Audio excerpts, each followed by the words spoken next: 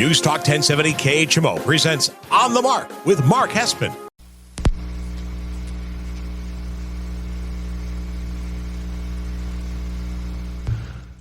Good Saturday morning on the Mark family. It is Mark Hespin broadcasting live and local here at our KHMO studios, 1070 KHMO AM in the heart of Quincy. Thank you so much for making me a part of your Saturday morning. On the Mark, episode 230, if you can believe it, on this April 6th.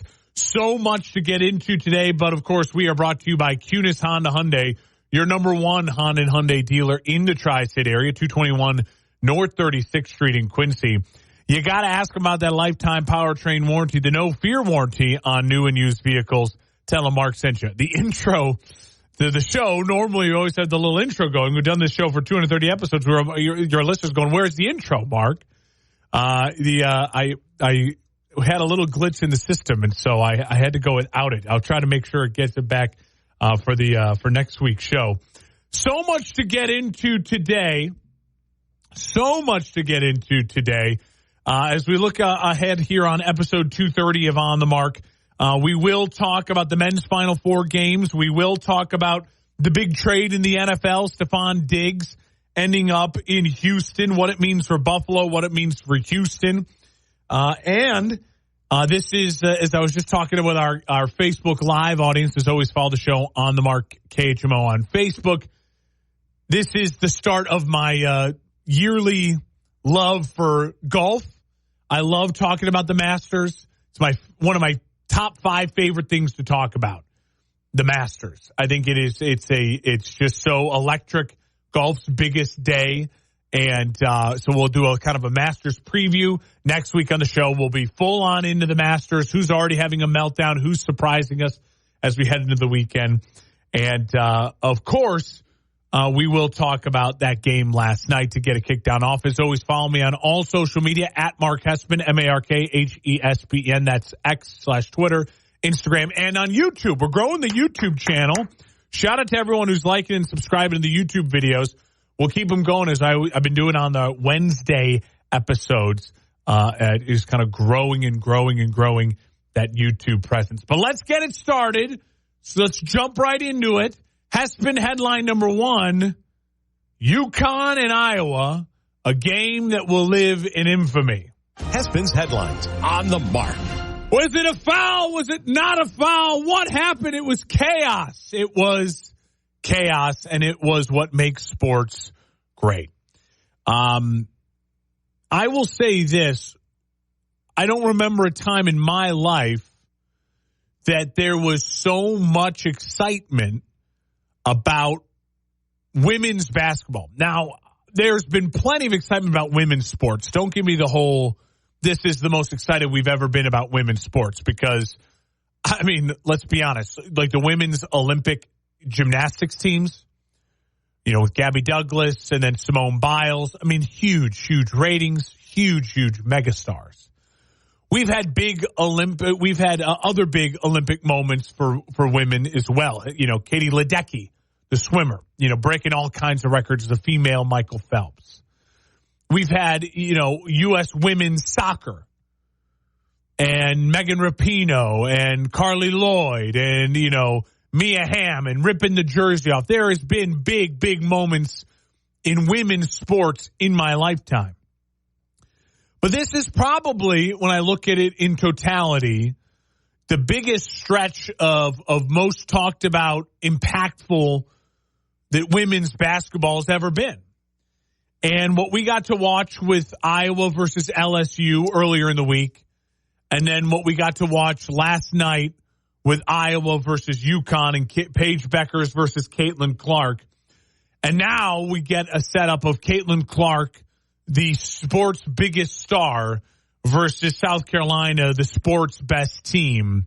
It was really lining up for something to be just magical.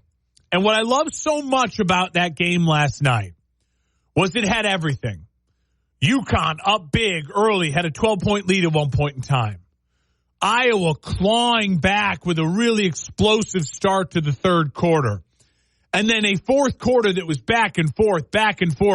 the offense has finally got going. It was a rock fight early. I was tweeting out, watching the game. We're watching a rock fight at halftime. I mean, it was nothing but bad offense, bricks, physical play. And then somewhere around the middle of the third quarter, I started to get this feeling. And it's a feeling you get when you watch big sporting events. Whether it's the Super Bowl, whether it's football, whether it's basketball, NBA Finals, whether it's the MLB and the umpires, the strike zone is bigger for one team than it is for the other team. It started to feel, and I think we all can agree to this, like, man, I was getting a lot of calls. Feels like UConn is getting nothing. It feels like it's UConn versus Caitlin Clark, Iowa, and the refs. And I'm not here to say rigged. I'm not here to say it was all set up. They wanted Caitlin Clark in the finals versus South Carolina. But I will say, if you look at the box score this morning, it absolutely, the stats reflect what I felt watching the game. UConn had 4 free throws in that game. In a game that was a physical rock fight, in a game in which UConn plays in the paint, they're not the three-point shooting team that Iowa is. UConn is a get into the paint, hit your layups, be physical down low. In that style of play, which they played all game long, they had 4 free throw attempts in the whole game. 1 a quarter compared to 14 for Iowa. And in that same time, 18 fouls were called on UConn. 9 for Iowa. Now, I'm not saying that it was rigged. I'm not. But what I will say was, your eyes watching the game and what you felt last night, I felt it. I'm sure many of you did. In big sporting events, there's those moments where you say, man, it feels like one team is getting all the calls. And Iowa was certainly getting all the calls. And the box score reflects it. There's those moments where you feel like, man, it feels like the refs are leaning towards one team. And then you look at the box score and you go, actually, maybe it was one big call, but, it was pretty fairly reffed. And what's to me, I think, frustrating if you watch that game is it felt like Iowa was getting all the calls. The box score backs up. Iowa was getting all the calls. And then, as my friend Austin puts it so directly in the Facebook live chat, let the kids decide the game. The players decide the game. In the biggest moment of the game, when it already had the feeling of, man, I was getting all the calls, they get the biggest of all the calls. Watching it in real time, I was confused. I didn't know what happened. I felt like did someone go out of bounds? Like it just felt like it was in shock. Like, why did they stop play? And then your instant reaction when they show the replay, you're like, oh, come on. You can't call that a moving screen in that moment. It's close. And now you've seen it a bunch online and on Twitter, and I've let it digest. It absolutely is a moving screen. It was a correct call. And then you get in the argument, was it a correct call for the moment? What do you let the kids play? And that is why, if you're a diehard fan of women's sports, women's college basketball, you can officially say we've arrived. We've arrived on the biggest stage because the media is treating that like you'd treat any other game, like the Super Bowl. It reminds me so much of the Eagles-Chiefs Super Bowl 2 years ago. Do you make that call in that moment? Do you let the players decide the play? The biggest game, all the eyeballs. And what are we doing? We're talking about women's college basketball like we talk about any other major sport. Congrats to Iowa. I truly felt like even though they were getting the whistle and the box score doesn't lie, they were, it did feel like Iowa played the better second half. They played with more energy, more fire. Caitlin Clark got hot when she needed to. And even though Paige Beckers scored more in the second half, I just felt like Paige Beckers didn't seize the moment. There was never a moment in the third and the fourth quarter as Iowa was turning the tides did Paige Beckers just like calmly take the game back over. And she's capable of doing it, and she didn't. And credit to her, she took blame, on the microphone last night and the post-game press conference. They handled it like the champs in the program that UConn is. I thought overall, the reason I picked UConn was exactly what you saw. I think UConn is just a team that plays a better team basketball. They were moving the ball more people got involved. They just didn't get any calls to go their way, and then the biggest call didn't go their way. And it was a bummer because I think we all wanted to see Paige Beckers get a shot up. And I certainly, in my wallet and my gambling picks, wanted to see that as well. I will say the other conversation around Caitlin Clark, and she's just magnificent, she has been, is Caitlin Clark great if she never wins a title? Breanna Stewart, one of the greatest women's basketball players, college pro ever. She had the quote, well, I don't know. You can't be one of the greatest if you never win. Let's be honest. I think that's a dumb thing. Winning a title in college basketball is maybe the hardest thing you can possibly do in all of sports because the tournaments are so more unique than anything else we have. It's different than the NFL playoffs, the NBA playoffs, the NHL playoffs, the MLB playoffs, college football. You have to win so many elimination games. It's insane. It's insane. It takes a lot to win a title in college basketball. I'll just say this. The stats are Iowa before Caitlin Clark had never been to a title game and had played in one Final Four. And now they're in 2 consecutive Final Fours and 2 consecutive title games. She's great. She's great. Is she the greatest college women's basketball player of all time? I would say she's in the discussion. But like again, and this is what's great about it, like any great sports discussion, who's the greatest male college basketball player of all time? Well, the bigs are always going to have an advantage because size and physical gifts over the guards. And so I think she's in the discussion. And so that's what's fun about it. If she can win a ring, she absolutely has a claim to say she's the greatest there ever was in women's college basketball. And can I say this? And again, this is where we talk about LeBron in this way. Caitlin Clark is a little lucky this morning. Because if they had lost that game and Paige Beckers makes that shot, you know what play I would be talking about this morning and I'd be roasting Caitlin Clark for? I wrote it down here. You can go back and you can watch it. ESPN's already got the replays, the full game replays on YouTube. 12 seconds left. Iowa is up 70 to 69. There's 4 seconds left in the shot clock. 12 seconds. So they have to shoot. Iowa has to shoot because there's, 4 seconds left the shot clock, 12 of the game clock. Caitlin Clark has had the ball in her hands already for 10 seconds. She's just dribbling it. You're waiting for her to put up a shot, hit a three, ice the game, or hit a 2-point shot or go to the rim, try to draw a foul and ice the game. Where Michael Jordan, Kobe Bryant, Black Mamba, where's the killer instinct of Caitlin Clark? And what does she do? She pulls a LeBron James.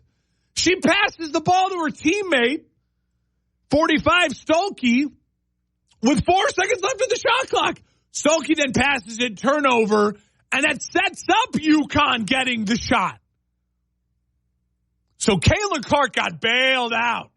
She got bailed out because if she would have given up that shot and then led to the turnover, and then UConn goes on to hit a game winner, and Paige Becker would have hit a dagger for a game winner, I'd be sitting here all morning talking about Caitlin Clark. Where's the killer instinct?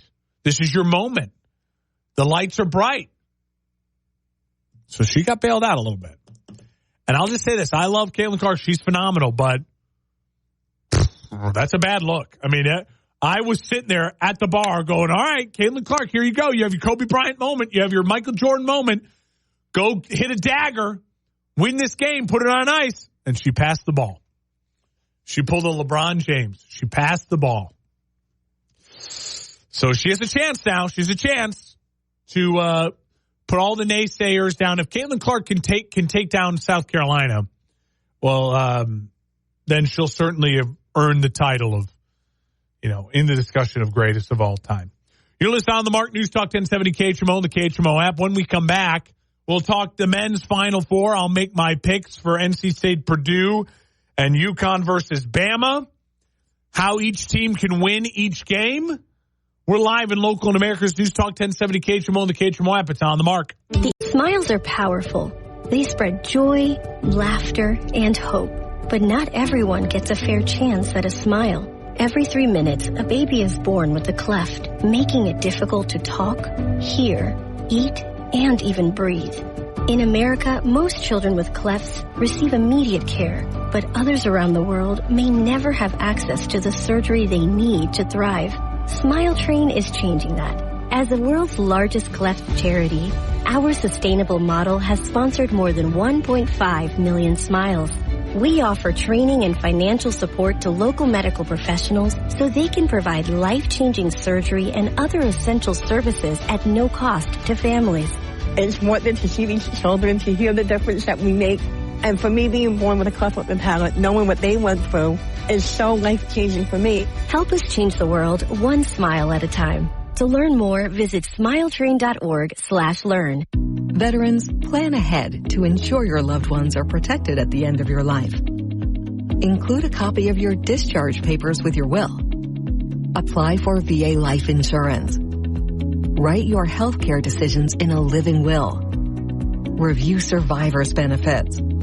Explore VA burial options with a pre-need application. Don't wait. Visit va.gov/plan-ahead to learn more. 1070 KHMO. Welcome on back to On the Mark here on News Talk 1070 KHMO and the KHMO app, brought to you by Kunis Honda Hyundai, your number one Honda and Hyundai dealer in the tri-state area. You know what's so cool about Kunis Honda Hyundai? Stop by the dealership, 221 North 36th Street in Quincy. They are a Honda Hyundai dealership, right? And you're saying to yourself, well, Mark, I really want a new Jeep, or I really want a new Ram, or I really want a new Toyota, whatever. Still go to Kunis Honda Hyundai. They can get you into a brand new whatever. You know why? Because the network of dealers. That's what I did with Kunis Honda Hyundai. They can get your dream car down to their location within a day, and then you still get the Kunis lifetime powertrain, no fear warranty, and all the other benefits of being a part of the Kunis family. And they love beating their competition, the other dealers in town. So tell them Mark sent you. Say, hey, I know this is a Honda Hyundai store, but I want to buy a new insert brand here. See the magic they can make for you and join the Kunis family. It's special. All right, the men's Final Four. Let's break it down. Hespin headline number 2. Hespin's headlines on the Mark. Okay, we got 2 big games tonight to get ourselves to a championship game on the men's bracket. You know, there's a lot. One of the things that the women's game exploding has done is it's caused a lot of new people and new eyeballs and new talk around college basketball. You know, we got our vice president out there saying, you know, the women didn't even get a bracket till 2021. So you have a lot of dumb comments. 2022, she said, you know, with a lot of dumb comments going around. One of the other dumb comments I heard, not only from the vice president, was you had people on Twitter being like, did you see Tickets for the women's Final Four are way more expensive than the men's Final Four. Those are people who don't realize that the men do something really dumb, and they put the Final Four in a football stadium.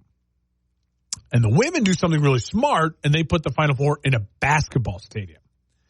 And if you don't know, football stadiums are much bigger than basketball stadiums with a lot more seats. So, yeah, I'm glad the women's Final Four is getting the attention they deserve. But don't sit there and try to tell me the women's game is now past the men's game. The men are playing in an 80,000-seat football stadium. The women are playing in a 30,000-seat basketball stadium. Yeah, I think the tickets are going to be more expensive in the women's game. So it's not only the vice president saying dumb things. There's a lot of gotcha stuff on Twitter. So be careful where you're getting your sources and what you're sharing. All right. Okay, let's get into it. NC State versus Purdue. Purdue favored by 9.5. Listen, this game is simple. It's simple. Can DJ Burns and Diarra stay out of foul trouble?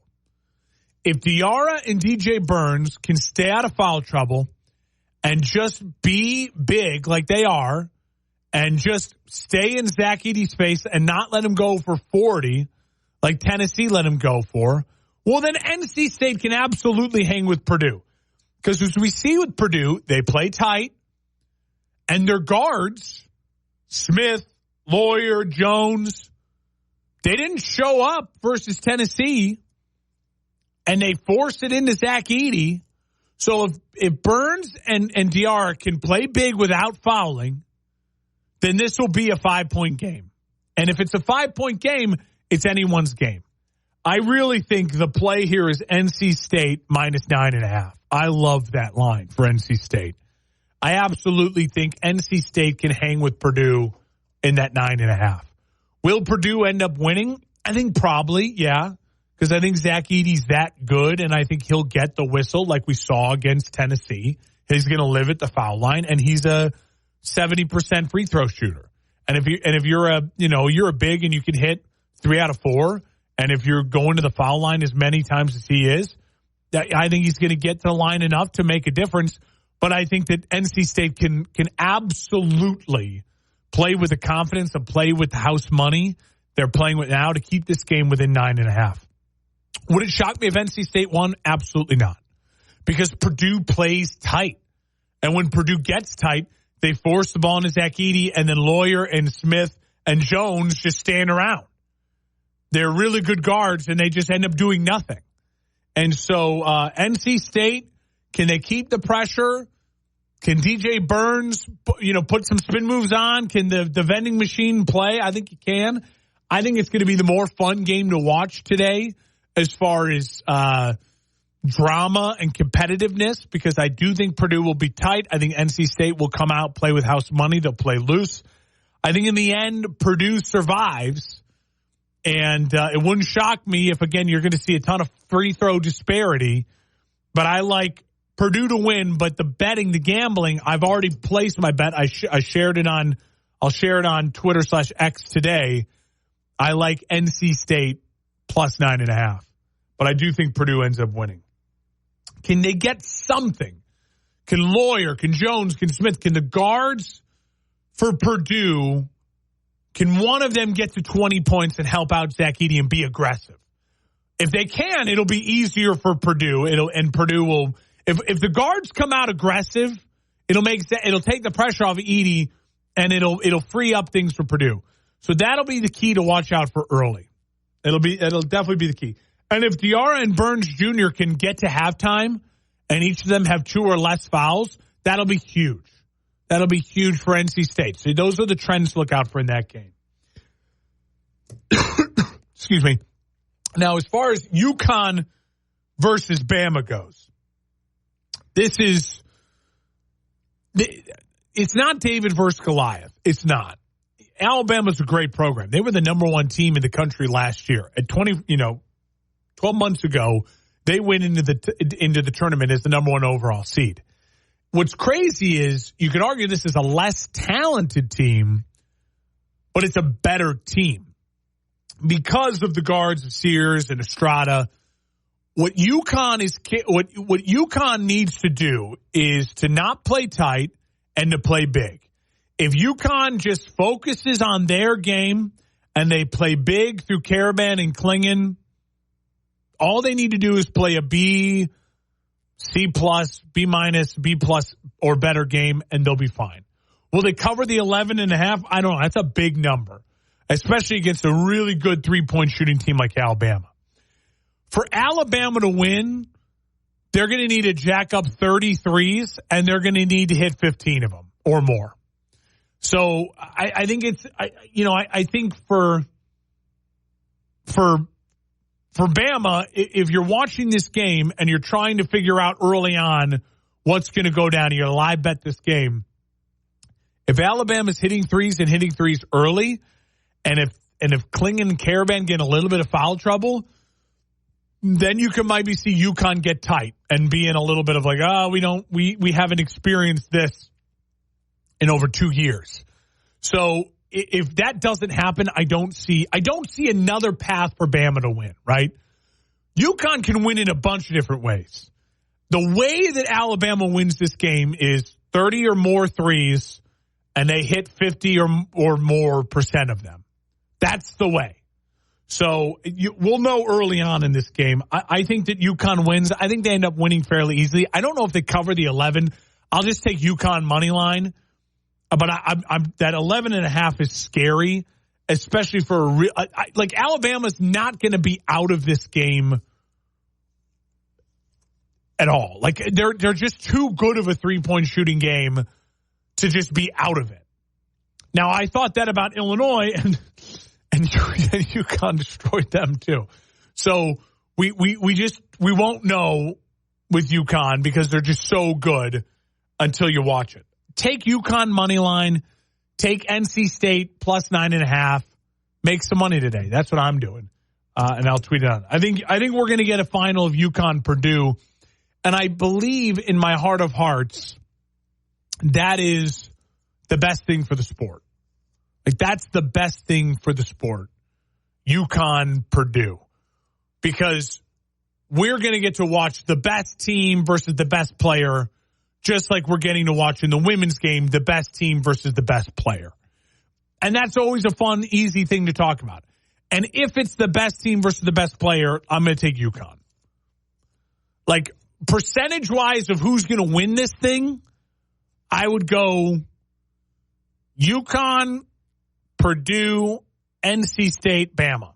I think if it's NC State gets in, They got a high percentage of winning it because they're just playing with so much house money. And DJ Burns, I think, is the third best player left in this tournament. And so I like NC State's chances more than I like Bama. Mainly because Bama's got to get through UConn. And if they get through UConn, they'll be playing a team with a ton of confidence in Purdue or NC State. So I'd go UConn, Purdue, NC State, Bama, who I like in order there. I'm going to take SC to win in the women's game Saturday night. I didn't get that in earlier. All right, we're done talking about college basketball. When we come back, let's talk NFL. The Bills make a move. They get Stephon Diggs out of town. What will it mean for Diggs? What will it mean for Houston? What will it mean for Buffalo? All of that next. We're live and local in America's News Talk 1070 KHMO and the KHMO app. It's On the Mark. Did you know that those with mental health challenges can be right in front of our eyes, but still go unseen? Behind some smiles, there's hidden pain because our struggles aren't always on the surface. And they can affect anyone, anywhere, at any time. Our Black youth are at a higher risk for depression, anxiety, and other mental health struggles. Only 1 in 4 seeks treatment, and the stigma lingers. It's okay not to feel okay. There's strength in connecting and seeking help. Break the barriers, break the silence. Sharing is healing. Share, connect, get informed. Your mental health is in your hands. Visit melaninthriving.com/mental health in your hands. This message brought to you by the Robert Wood Johnson Foundation. The mission of Paralyzed Veterans of America is clear. Accessibility. Veterans who have served and sacrificed the best of themselves deserve access to the best our country has to offer. Access to meaningful employment. Access to the veterans' benefits they've earned. Accessible homes and vehicles. And access to every part of their communities. With PVA staff working inside VA hospitals, no other veterans organization has provided more real-time, ongoing support for paralyzed veterans and their families. PVA is proud to serve veterans across all branches, all generations, and all conflicts. Our nation's heroes fought for your independence. Join PVA in fighting for theirs at PVA.org. I'm Naheem Hines, running back for the Indianapolis Colts and proud supporter of the Muscular Dystrophy Association. My mom was diagnosed with muscular dystrophy when I was 14, and I watched her struggle. But MDA helped her get the best treatments and care, and they also help kids like my buddy Ethan. My name is Ethan, and I'm 12 years old. Thanks to the Muscular Dystrophy Association and people like you, I have more hope than ever before. From day one, they've treated me like family at my local care center. MDA is the only one that funds over 150 care centers across the U.S. to help provide state-of-the-art care for adults and kids like me. For over 70 years, MDA has been transforming the lives of people living with muscular dystrophy, ALS, and other related neuromuscular diseases. They fund the research for breakthrough treatments, care, and cures. And MDA provides support to thousands of families like mine and Ethan's in communities like yours. Thanks to MDA, kids and adults can live life to its fullest. Join us and learn more at MDA.org today. Over the last few years, things have gotten weird. And for our kids, these things can be overwhelmingly stressful. And can increase the risk for mental health problems as they grow. Scientific research and real-life experience tell us that the number one antidote to stress is authentic, trusted relationships. So that's why I. That's why I. That's why we. That's why I am committed to building and maintaining a trusted space. For the students I influence every single day. This is a trusted space. This is a trusted space. This is a trusted space. This is a trusted space.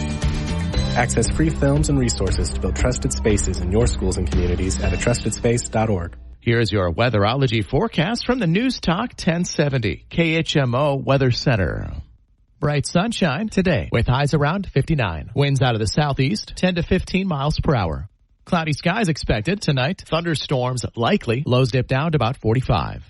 Currently, it's 45 degrees. Welcome on back to On the Mark here on News Talk 1070 KHMO and the KHMO app, brought to you by Kunis Honda Hyundai, your number one Honda and Hyundai dealer in the Tri-State area, 221 North 36th Street in Quincy. You got to ask them about that lifetime powertrain warranty. It's called the No Fear warranty. It's on all new, but even some used vehicles. 221 North 36th Street in Quincy. It's Kunis Honda Hyundai. They are the best of the best in the Tri-States. Join the Kunis family like I did. Best decision I made since moving to Quincy until I met my gorgeous, incredible wife. That is now obviously the best decision I made, being lucky enough to convince her that I'm worth spending time with. Then now Kunis Honda Hyundai, second best choice. But I think that's still fair. I think that's still a great ringing endorsement of Kunis Honda Hyundai. All right, the Buffalo Bills decided, Stephon, we're gonna let you go elsewhere.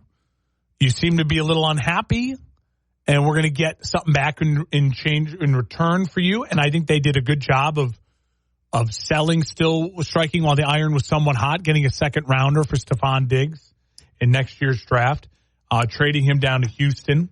Let's talk a little bit about Houston first in this deal. Houston is a great example of why the NFL is so much fun. Your team, Houston Texans, 2 years ago, Davis Mills, worst team. They were going to get the number one overall pick. They were going to draft Bryce Young. They were awful, right? They were awful. Houston Texans were awful. And here they are, a year later, literally a year ago, we were talking about, God, Houston blew it. They let the Bears get the number 1 pick. Houston's so stupid. They're the worst franchise. They're awful. And a year later, what are we saying? Houston Texans, sneaky Super Bowl contender, sneaky dark horse second threat to get to the Super Bowl besides Mahomes in the AFC. You know why? Because they got the quarterback right. They got the quarterback right.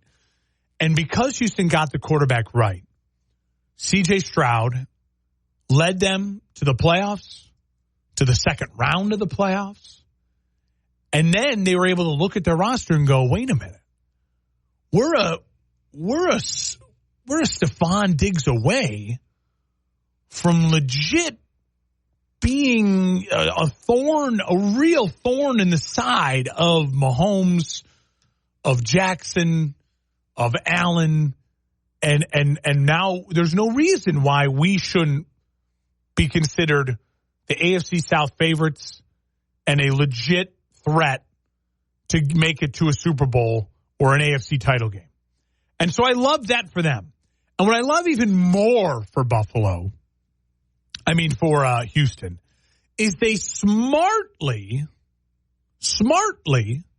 are going all in while their quarterback is on a rookie deal, because we know that's what you have to do, right?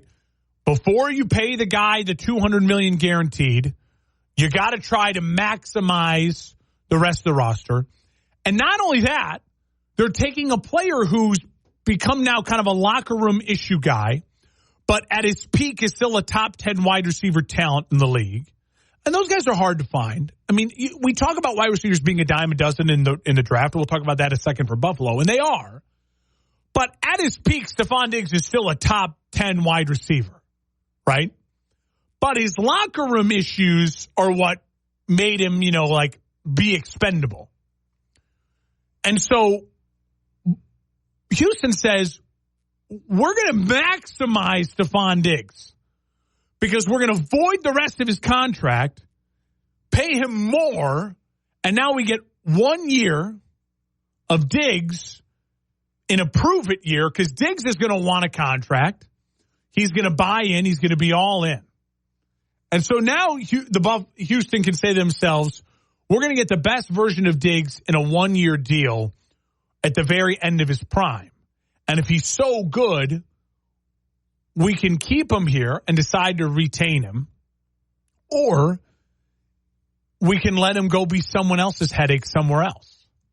I mean, it's a brilliant, brilliant move from Houston. And yeah, they give up a second rounder next year, but Houston has had so much draft capital over the past couple of years because of the Deshaun Watson trade. They still have capital to work with, and their roster doesn't have many holes. And again, if you believe in Tank Dell and the rest of that wide receiver core, which I think Houston's got a very nice young wide receiver core, they don't need to overpay a Stephon Diggs at the end of the year, even if he's great and he helps them get to an AFC title game.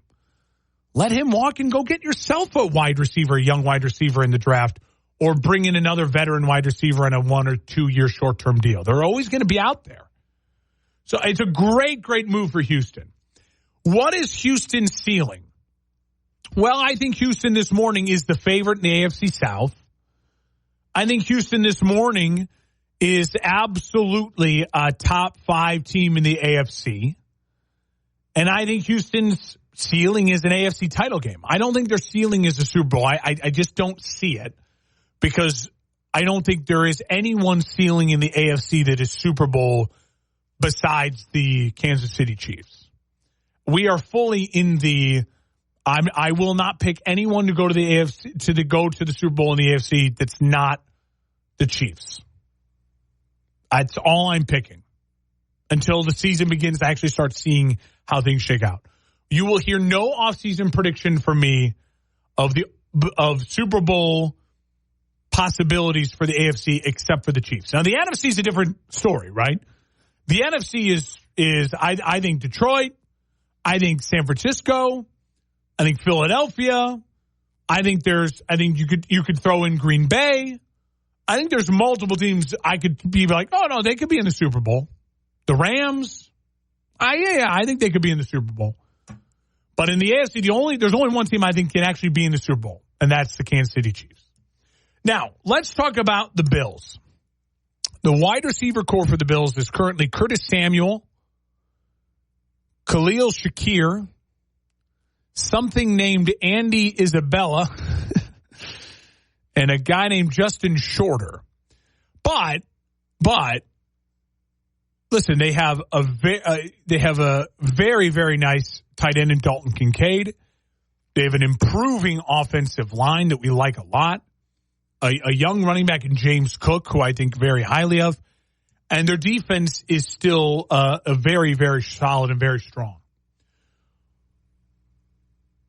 I absolutely right now believe, if you were to tell me, Mark, who's going to win an MVP, who's going to win the MVP at the end of the 2024-2025 season, I think there's only one name right now to bet, and that's Josh Allen.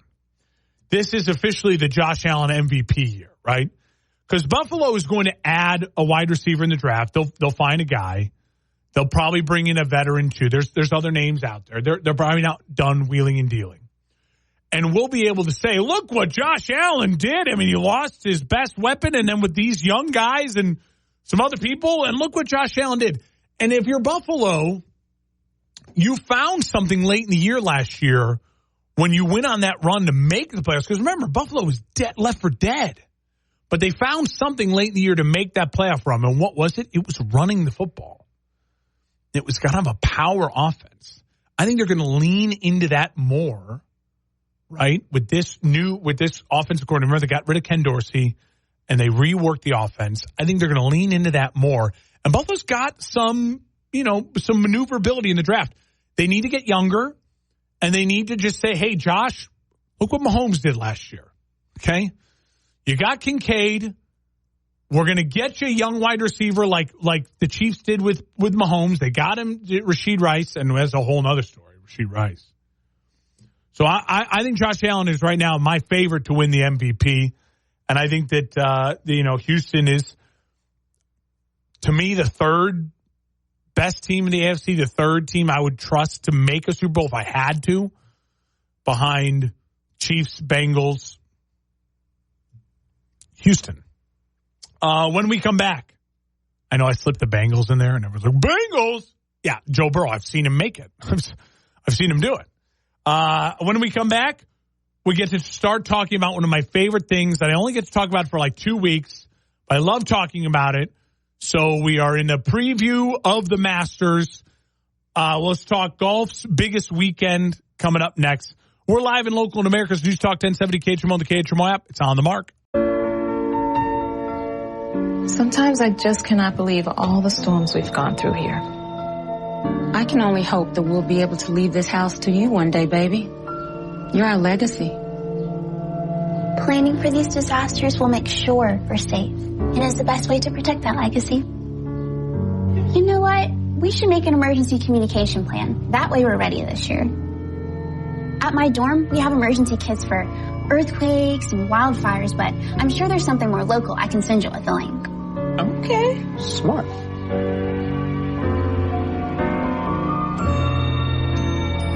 Protect your legacy. Visit ready.gov/plan for the tools and tips you need to start your emergency preparedness plan today. Brought to you by FEMA and the Ad Council.